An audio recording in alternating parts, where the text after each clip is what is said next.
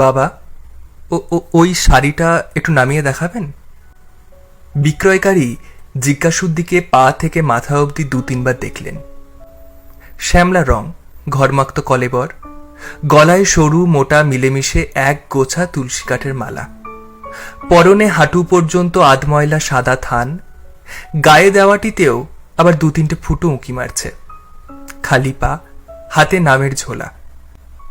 বিক্রেতা তাচ্ছিল্য করে বললেন, বাবা, ইসকা দাম বহুত হ্যায়, লেঙ্গে।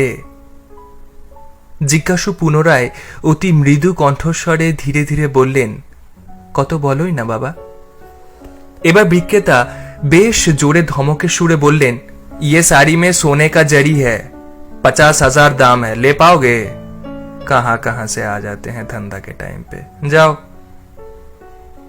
জিজ্ঞাসু হাসি মুখে দোকানের বাকি শাড়িগুলোতে চোখ বুলিয়ে সাইনবোর্ডের নামটি মনোযোগ দিয়ে পড়ে বেরিয়ে এলেন রাস্তায়।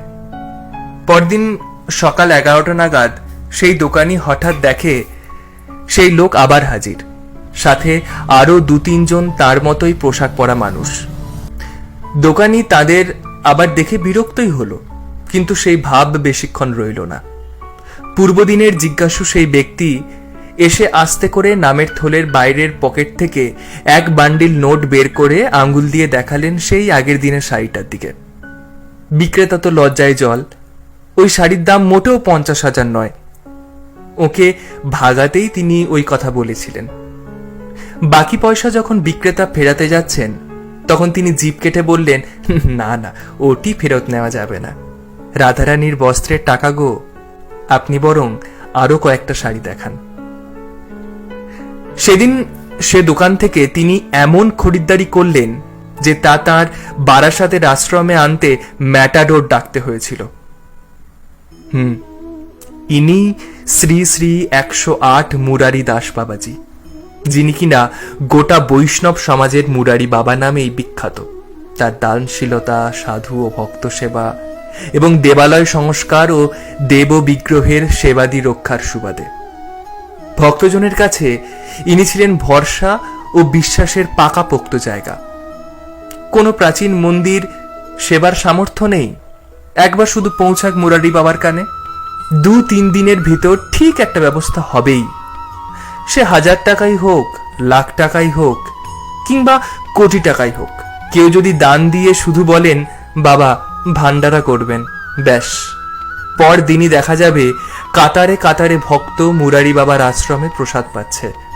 আর তা শুধু পাচ্ছেই না, রাজার হালে হরেক ব্যঞ্জনের প্রসাদ পাচ্ছে, তাও আবার ছাঁদাও বাঁধছে। দানের পুরো রাশি যতক্ষণ বাকি থাকবে, বাবার ভান্ডার খোলা। ভক্ত তার প্রাণের ধন। ভক্তেরা তীর্থে গিয়ে যাতে শান্তিতে দেবদর্শন করতে পারে, তার জন্য অক্লান্ত পরিশ্রম করে নানান তীর্থে তৈরি করেছেন পরিপাটি ভক্ত নিবাস। দীক্ষাদানেও ছিলেন কৃপামূর্তি, যেই চাইতো না নেই। ভারত তথা বাংলাদেশের তাবর তাবর ভক্তের আধ্যাত্মিক পথপ্রদর্শক, মহাদানী, উদ্যোগী, সেবাব্রতী, কর্মযোগী, প্রেমিক বৈষ্ণবের দেহান্ত কেবল গৌড়ীয় বৈষ্ণব সমাজের নয়, সমগ্র সনাতন ধর্মের অপূরণীয় ক্ষতি। এ ক্ষতি মেটার নয়। হরে কৃষ্ণ কৃষ্ণ কৃষ্ণ হরে হরে, হরে রাম রাম রাম হরে হরে। জয় শ্রীকৃষ্ণ।